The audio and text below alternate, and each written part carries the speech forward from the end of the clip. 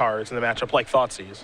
Well, I do think the matchup is going to be rough for Todd here. He does have some good cards, Thoughtseize you mentioned, but not a lot of interaction and not a quick clock. And I think decks that don't have either one of those things going on are going to have a tough time. This deck does, however, have a propensity to just fail. It is like a 4-card combo deck. It does have a high failure rate, and you need to find a lot of specific pieces as well. So it is a challenge, but if it does have Caryatid and Jeskai Ascendancy, it often has a lot of time to find the pieces. See if Flooded Strand is going to get sacrificed here by Wassink. He's going to search up either their island or a plains here.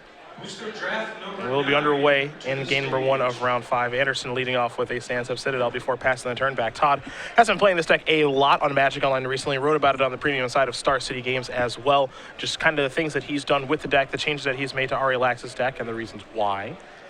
And he has, again, been playing this for some time now. As Wassink does search up a plains, has a Frontier Bivouac, will be casting a Commune with the Gods.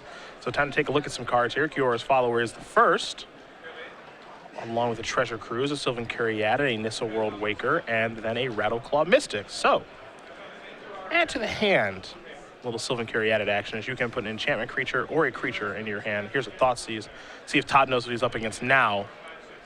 I think the mystery has been revealed. You think maybe it's been given away, as there's a Twin Flame, a Kiora's Follower, Sylvan Caryatid, and just lands. So not the scariest hand, honestly. This is very close to the Pro Tour list that Top 8 did, correct? Yep, Li Shitian.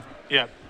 The Twin Flame being the giveaway. The Nissa as well, since that's Yes. his win condition. Some players have opted to go different routes as far as win conditions are concerned, but with Nissa, you can turn all of your lands into big jerks. They'll all untap, of course, because of Ascendancy, and you can get to work that way.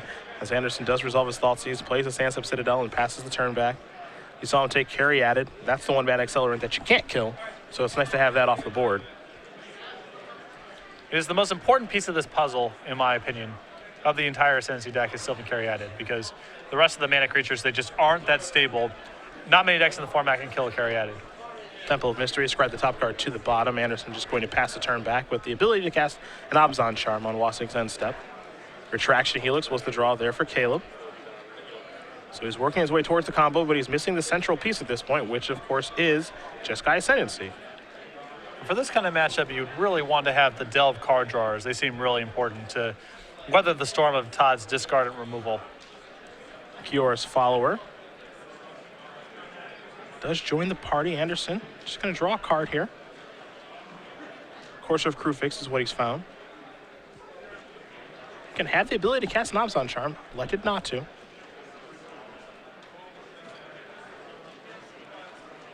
He's going to go reaching for some mana now, so it looks like it's time to get a board presence out there. It's a Courser. Top card is Windswept Heath. That's going to come directly into play. Anderson will gain a life.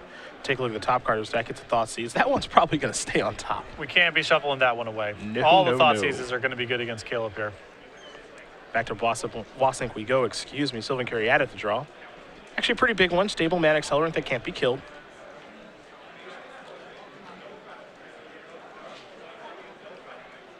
And the big question here is, how is Todd going to be able to get enough of a clock going?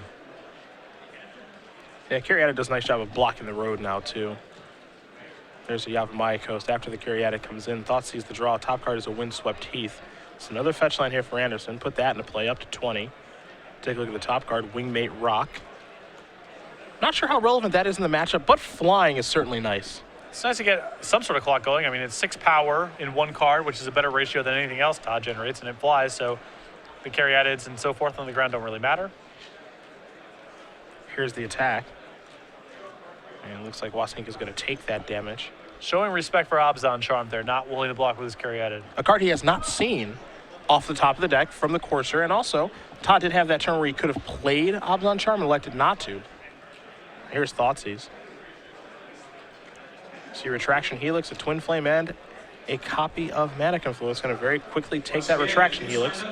There's a Caryatid there for Anderson, and he'll just pass the turn back over to Wassink. Time for a draw step, Dragon's Mantle. So still working his way towards the combo is Wassink, and not underneath a ton of pressure. Considered attacking there for a moment, decided, you know what, you'll probably just block with the Caryatid. Not a lot to be gained. Also, I don't think the Ascendancy deck wins with the beatdowns that often. It's rare. Sometimes it wins with the beatdowns, but in spots where it's gone infinite. It's not going to be 2 at a time. Llanowar Waste going to come into play for Anderson. You see the top card now is another copy of Wingmate Rock. Anderson's going to cast that. Of course, has triggered the raid. So another 3/4 will be coming. Interesting thing to note here, is just the use of Windswept Teeth and Todd's refusal to use it. Well, it has so much value right now with the Corsair in play that no real reason to sack him if you don't need to. Yeah, you can thin your deck a little bit, but it's just better to be able to manage his draws and find more lands with the Corsair. Elvish Mystic, the top card now as well. Anderson will sacrifice the Windswept Teeth now. Has no interest in drawing that card next turn. Still a search up either a forest or a plains here. We'll go with the forest. Shuffle up a deal here in just a moment. But it looks like he's going to go to the skies to try to get this one over with. He's got Caleb dead, not this turn, but next. Top card, Siege Rhino. One doesn't play a huge role in this particular game. Probably still better than the average draw. I think that's likely.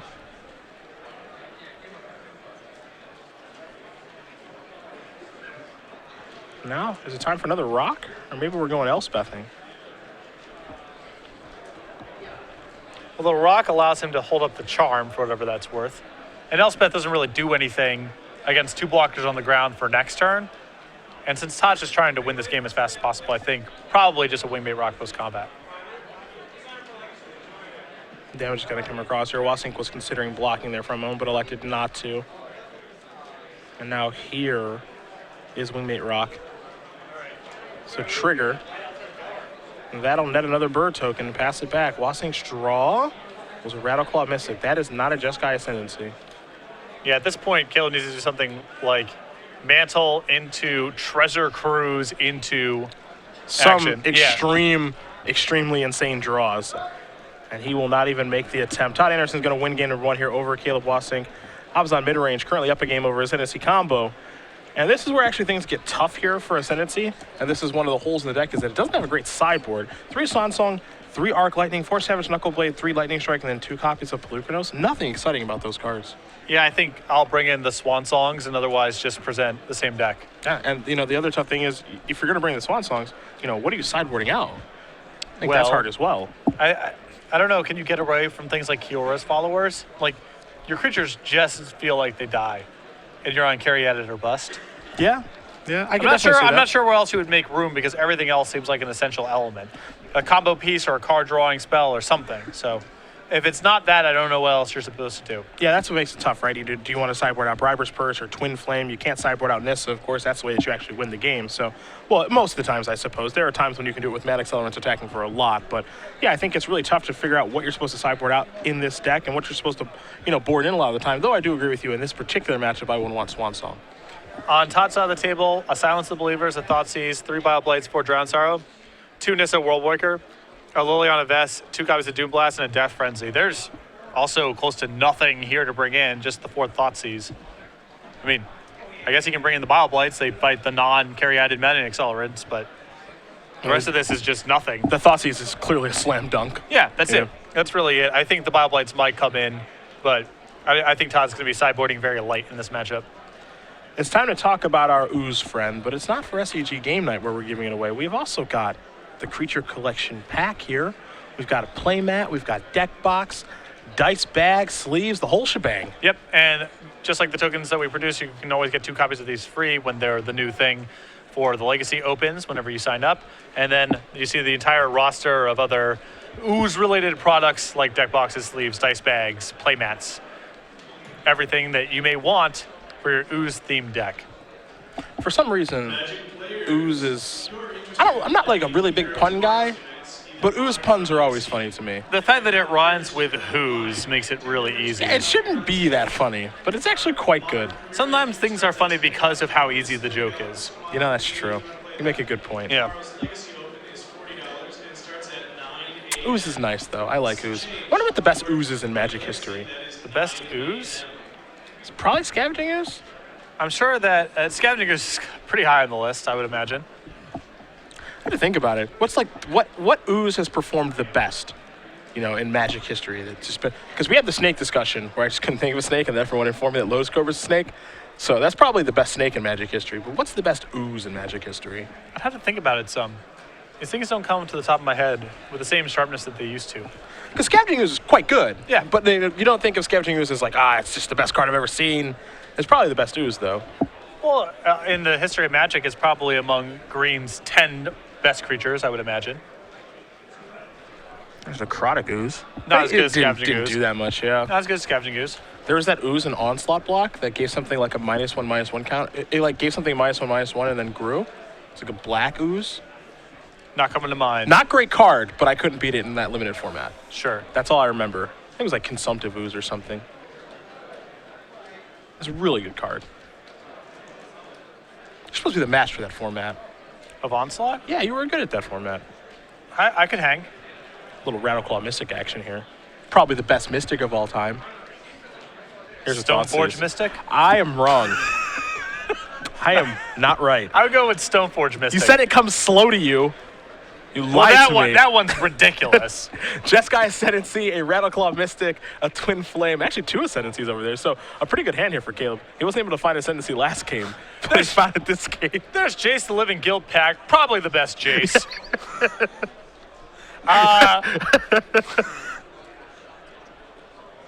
Look, Rattleclaw Mystic's got a lot of time to establish itself as the best Mystic. It's very true. It's not over yet. The jury is still out. Frontier Bivouac into a Jeskai Ascendancy. See if Anderson can beat this thing. Well, his list can't really get Ascendancy off the table. A lot of Abzan mid-range decks play some copies of Utter End. Maybe they have some erases in the sideboard. Todd cannot get this off the table in his 75, it appears. You see Todd's actually gone away from Utter End and has to silence the Believers in the main deck this weekend. So this is a bit of a liability with the way that Todd's built his deck, is the Ascendancy is now in play. And it's not even just about the deck going off now. Caleb now gets to do a lot of looting to find the pieces he's looking for. He's going to play another Ascendancy now, and it looks like he'll trigger, so draw discard action. So we're going to have a real ball here with Jeskai Ascendancy. Of course, whenever you cast a non-creature spell, you may draw a card. If you do, discard a card. So it looks like maybe Todd has some sort of response here. We'll see exactly where we're at. Oh, of course, the Rattleclaw Mystic actually untaps. So, it's kind of weird, just the ordering of these cards, because whenever you cast a non-creature spell, you untap, and you can draw a discard. Yes. So Todd wants to make sure that everything is correct with how Caleb is doing things. I think now what probably has to happen is Todd just has to kill all the mana accelerants and hope that Wassink doesn't draw a copy of Sylvan Caryatid. It's asking a lot. Nobody said it would be easy. Ooh, Acidic Slime. A fine choice. Top quality ooze. That's a good ooze. Conley Woods would agree. Mm-hmm. The old land death ooze. Yes. Time for another spell here from Wassink after he discarded a Mana Confluence. Uh-oh. There's a problem. Sylvan Caryatid. And these are problems for Todd in the matchup. No way to get a Caryatid off the table. No way to get an Ascendancy off the table. Not a lot of pressure in the deck. And he knows he's in trouble now. He's going to fire off a Hero's Downfall to get that Rattleclaw Mystic off the table. Time to draw a card. Elvish Mystic is what he's found. And we're going to play a Sorin. Tick that up. Let's turn back. And this could actually be a game plan here. Sure. We don't see the Sorin emblem very much, but this could actually be the game plan. You get an emblem with at the beginning of each opponent's upkeep. That player sacrifices a creature. It's a way for him to get Caryatid off the table. Assuming that Wassink's draws are pretty poor. This is a Twin Flame. Trigger, trigger. We're going to do a little bit of fun stuff here. You see Caleb's going to add a little bit of mana here.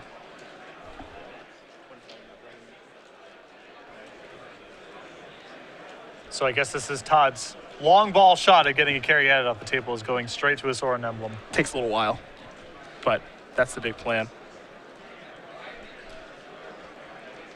Now, one thing you can tell that Todd has played either with or against this deck when he was testing for the Pro Tour, because he's helping Caleb out with, the triggers and how things all resolve, because it is a little bit complicated, especially when you have 2 Ascendancies in play. So you can tell he's been here before. Of course, the token from Twin Flame isn't even in play yet. Yeah.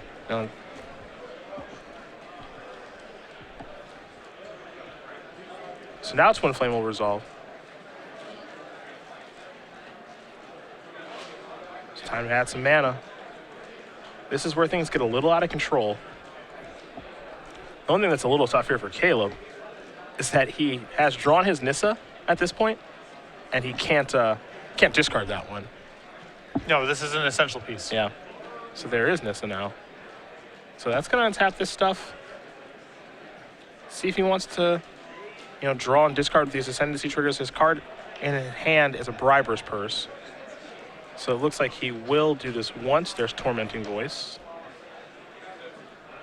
And he will do this again. Commune with the Gods. And I really feel like the piece of the puzzle that Caleb needs is one of his card drawers, because he's going to have a lot of selection. It's just an issue of, does he have enough buffer with cards in hand and all the looting that he wants to be doing. So if he can find a Treasure Cruise or a Dig Through Time, that would be a huge help. Elevate going up on Nissa, of course. Frontier Bivouac is now a 4/4. Gonna add some mana here, it looks like. There's a Commune with the Gods. That'll trigger this twice. Untap there. Let's see how far he can go with this. So hit 1 and 2 is Dig Through Time. 3 is Commune. 4 is Jeskai Ascendancy. And 5 is Dragon Mantle. So the first card was a Frontier Bivouac. Looks like he will take the Mantle. The rest will go away. Certainly a complicated combo deck to play. A lot of triggers, a lot of little pieces of interaction. You see this in decks like Legacy Elves, for example. Yeah. But not often in a standard deck. So now Dragon Mantle. Looks like it's going to go on the Frontier Bivouac. That is a land creature because of Nissa. So this is going to untap and allow Wassink to actually add some mana here. You have to imagine he's got some red mana floating here for the Dragon Mantle. So you can dump some of that into this creature. Draws a card, doesn't activate Ascendancy, of course, since he had no cards in hand. Drew a copy of Temple of Abandon. He'll be able to attack for what looks to be a relevant amount of damage. I'll see if he wants to go after the Sorin, if he wants to go after Anderson's life total. I would imagine, again, it doesn't feel like the matchup is that much about incremental points of damage, although with an unchecked Nissa, maybe it can get to that point. My instinct would be the best course of action just to get the Sorin off the table.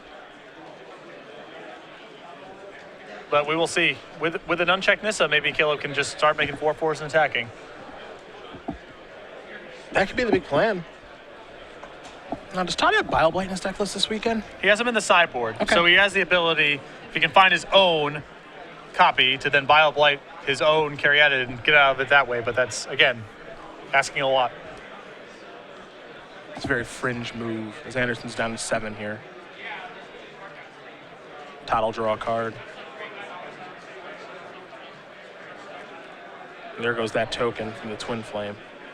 Anderson draws. Looks like a copy of Hero's Downfall is what he found. Tough part here is there's a tension, right? Because he wants to cast, in a perfect world, Hero's Downfall to kill the Nissa, but then he can't beat the Frontier Bivouac plus red mana. So he might actually just have to kill the land, but he's going to go over this way. I suppose, hey, he's got this, and he can tick this up. So right now the Elvis Mystic is actually a 2/1 with lifelink. We can't forget about that. Sorin goes the entire turn. So he at least has a chump blocker. Well, we can't forget that the land's off of Nissa Trample. Yeah. And depending on how much red mana Caleb can generate this turn, he might be able to trample over for the W. Retraction Helix is the draw, and that actually lets him go crazy. Yeah, he has Dragon's Mantle plus Retraction Helix plus Jeskai Ascendancy, yeah. which is... I would imagine, given that Caleb's been kind of taking his time here, a little bit slow through the operations, that Todd will make him play it out. Yep, Todd wants to actually see him do it physically and make sure he knows exactly how it does work. Now, for those of our viewers who don't know exactly how this works, why don't you give us a brief explanation? So the Retraction Helix goes on to the Caryatid. It looks like Todd's conceding here.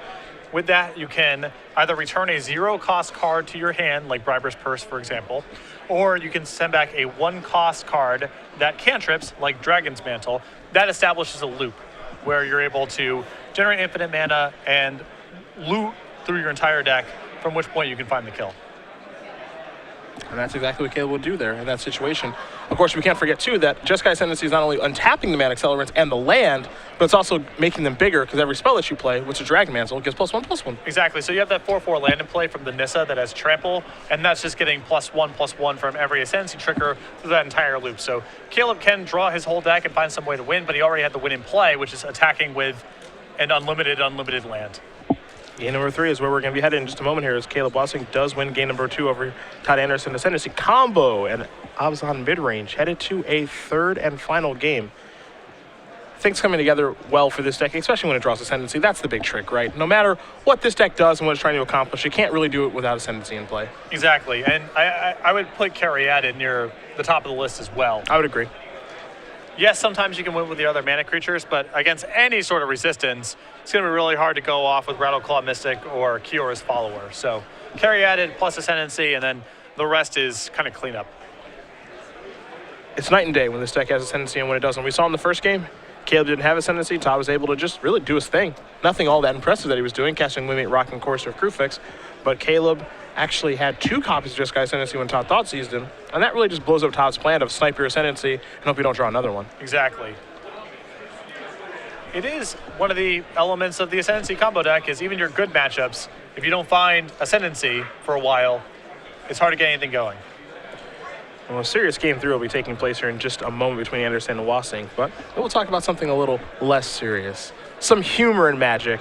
We've got Cardboard Crack with Star City Games now. Very popular web comic that Star City Games is bringing into you in book form. 2 books available on sale now, Star City Games, for $12.99 a piece. StarCityGames.com/cardboardcrack for more information. Reed Duke has made an appearance in Cardboard Crack before, at least a mention of him. It's tough because you can't really show off Reed's huge arms in stick figure form. Or great hair. Or great hair. Yeah. Because they're all bald. Yep. So, yes, Reed has appeared, but I don't think this presentation, this art form, does Reed much justice. Yeah, it's true. The great looks of Reed Duke. You'll have to see him in stick figure form here in Cardboard Crack. Again, available now, StarCityGames.com/cardboardcrack as we do head back to the match. It's game number 3. I still think it's a tough one for Todd. I think this matchup is just generally pretty difficult. Well, Todd's best tools in the matchup are his 4 copies of Thoughtseize, but even then he needs to follow up with some pressure, and that's asking a lot out of his draws.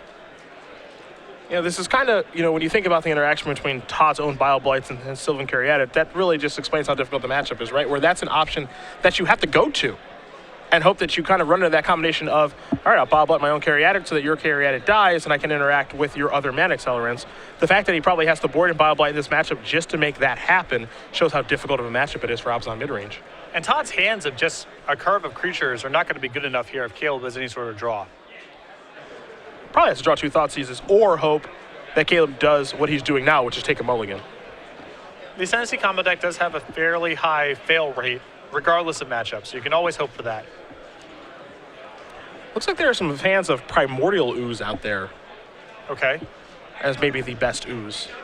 Scott, come on. I'm a little skeptical. We'll take a look at the Primordial Ooze, but I'm a touch skeptical if this is the best ooze. An old Scavenging Ooze is lying around. Scavenging Ooze has this is the most hilarious ooze. Must attack each turn if possible. Gains +1/+1 until end of your upkeep. Then pay 1 per counter or ooze deals 1 It's 1 damage to you for each counter and becomes tapped. Must attack each turn if possible. Gains +1/+1 at start of your turn. Use a counter. It instructs you how to track it, which is nice. That's very nice of them. In case there's any confusion. Do not try to memorize it. Use a counter. Elvish Mystic in the house here. Frontier Bivouac there for Wassink. I'm going to have to disagree with Philly B322 about Primordial Ooze. Yeah. That was a card that even when I was bad at Magic, I was able to comfortably dismiss. Nice. Nice. Well, there's a Caryatid, so there's your Bile Blight target. All right, step 1 of sorts, although it appears that Todd's hand is just 4 lands. It looks a little land heavy, yes. I think he's relying on these temples to fix this. Here's a Temple of Plenty for Wassink. Top card going to go to the bottom, pass it back. Anderson very quickly draws a card. It's another copy of Caryatid. There's a Temple. Take a look at the top, leave it on top. Bash in for 1, and another Caryatid. The problem is even if Todd attacks Caleb's hand, it's still hard for him to stop Caleb from just drawing Ascendancy and putting it into play. He has no pressure. He has no pressure, and he has no way to remove it from the table. Temple of Abandon here for Wassink. Top card going to the bottom. 2 mana. There's a carry at it there for Wassink. Anderson will untap, draw a card. Well, he kept Nissa on top, and that's a clock. So we take a look. Top card go to the bottom there off the Temple of Malady. Anderson going to go reaching as he will cast the Nissa this turn. Now there is the World Waker. He's going to turn this bad boy into a 4/4. It's time to get in the red zone, try to close this game out as fast as he can before Wassink does get set up. Looks like Wassink is going to go down to 15, and it's all on the World Waker in the top of Todd's deck now. Though Nissa does do the best job out of any card really in Todd's deck at generating the most pressure. Yeah. Nissa was the draw actually for Caleb this turn as well. His 1-of that can get the job done. See a Briber's Purse over there in Wassink's hand. He also has a Retraction Helix. Elvish Mystic as well. I think he's got at least 1 Swan Song, maybe 2. But what he's missing, I believe, is Jeskai Ascendancy. And by the looks of things, if Caleb finds just Ascendancy, I think he's ready to go. That's all he's missing. He has a Retraction Helix. He has a carry added. He has a Briber's Purse. He's got everything. Rattleclaw Mystic will come down as a morph. That could be anything. But it is most likely A Rattleclaw Mystic. yes. Yeah. Take a draw. Thought Seize. A ding, ding, ding. Big draw there for Anderson. And now it's time to cast the Thought Seize. And we will see the hand here from Wassink. I believe in just a moment he does have the option to Swan Song this if he'd like to protect his hand. But it looks like he's not going to do that. So he has the second copy of Retraction Helix in hand. Could take the Briber's Purse here. Taking this, you would think that would get the job done, but that's not actually the case because they can just make their creatures large enough to kill you. Exactly. So that's not the lockout that you would think it would be. It actually what kind of makes this deck a little bit powerful. Looks like he will take a Retraction Helix, Will Anderson. He'll write down the contents of things. Take a little bit of damage, of course, from the Thoughtseize. You have to imagine trying to keep that pressure on after playing this Temple. See what the top card is. Left it on top. Elevator up to 5 on Nissa. This Temple of Malady will become a 4/4. Can't forget the lands do trample, so blocking will not be great here for Caleb. And in they come. So he's taking 8 here and going to 7. The next turn, Todd has 12 points of trampling damage against 5 points of defense. So he's got this lined up as things currently stand. Oh boy. A Jeskai Ascendancy comes rolling off the top of the deck. Does Wassink have enough to get the job done? The big question now, I think, is did morphing the Rattleclaw Mystic help or hurt? Looks like he will unmorph here. Well, it always helps. It's always plus mana. I guess it is plus mana. Yeah, that's true. So it's time to unmorph. A little burst of mana. Anderson hoping that he didn't draw Jeskai Ascendancy. But I've got some bad news. There that is. Now Todd knows the other cards in his hand from the Thoughtseize. I think it may have been a dig through time and not another Retraction. Yeah, it was a Helix. dig. It was a dig along with the Swan Song. So we're not all systems go just yet. But he can add mana, play a Briber's Purse for 0, untap his mana creatures, make mana again. Probably at that point would have enough to cast the dig. I guess we have to see exactly how the math breaks. Well, here's the Purse to start. So that's going to untap the creatures, give him +1/+1. Draw, discard, Dragon Mantle. That one doesn't help all that much in this situation. Still needs the Retraction Helix. Well, it's nice insofar as it's a draw and a loot for free, Absolutely. but it's not exactly the piece Caleb needs just yet. Caleb going to go again here. Add some mana, of course.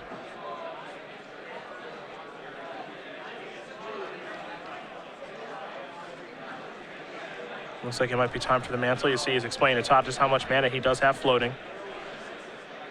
Players making sure they're on the same page here. There is the mantle.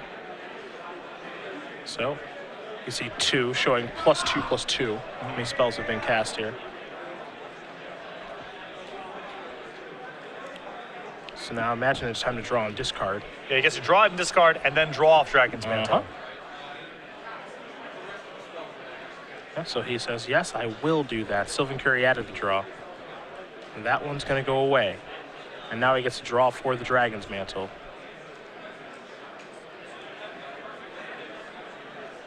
So long as he does remember his trigger to do that. May have forgotten the trigger. Yeah, it looks like he may have forgotten the trigger. Now it looks like he's going to dig through time.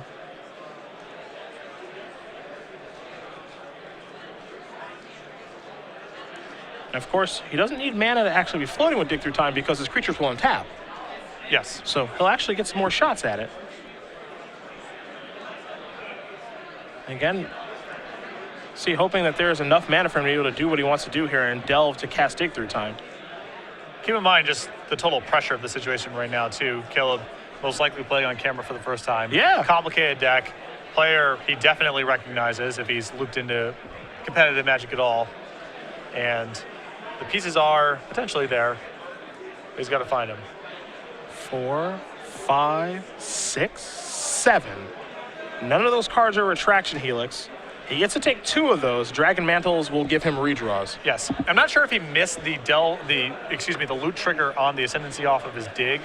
Oh, at this point it is too late. It is definitely too late. I can confirm that he did miss it because he didn't, I mean, his only card in his hand is Nissa Worldwinker. Yeah. So he did not loot with it. But these Dragon Mantles are a lot of looks. Yep. 2 more mana. It's a complicated deck to play. A lot of triggers. The comparison of combo elves, I think, is accurate.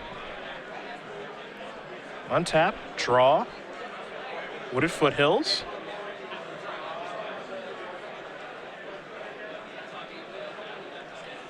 So, we will now activate this again.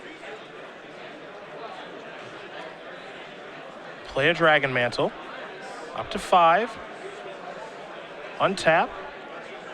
Draw off the mantle. Actually, he's going to loot this time. And then he gets to draw off the mantle again, as long as he does remember his triggers. And Todd's under no obligation to remind him about any Absolutely of this. not. I mean, when you're playing the combo deck, it's your job to know exactly how your combo deck does function. There's Nissa. And Caleb has... Oh, boy. Is that a Swan Song or is that a Retraction? That was a Retraction Helix on the last draw. And that lets him go all the way home. Now he has it. Yep, and you see Todd kind of clap his hands and no, I couldn't fade it on the last one. Yep, there's the Helix. He has it all rolled up now. Yep, he gets to just do whatever he wants to do. He gets to bounce his Dragon Mantles, go crazy, and that is going to do it. Caleb Wassink's going to win this match over Todd Anderson, 2-1. Ascendancy combo moves on to 4-1, giving Anderson his second loss. And for Todd, taking the trip out here from Roanoke, definitely a tough loss to take in that situation. Caleb missed some triggers there on the last turn, but he remembered just barely enough of them. As the last card he looked at there was the Retraction Helix to take this match. There are a lot of triggers with the Jeskai Ascendancy combo deck, and I think the important thing for players who are looking to learn how to play the deck is you got to know how all of your triggers work. You saw Anderson assist Wassink a little bit there with, the ticking up the Jeskai Ascendancy on how many +1/+1s there would be there and how many times it's been used for the turn, and making sure that the sequencing is correct, because what actually happens with Jeskai Ascendancy is when you play the spell, the stuff happens from the Ascendancy, which is your creatures get +1/+1 and they untap, and you get the option to loot. It is a you may, of course. And then your spell resolves. Yeah. So you cast a Dragon's Mantle, you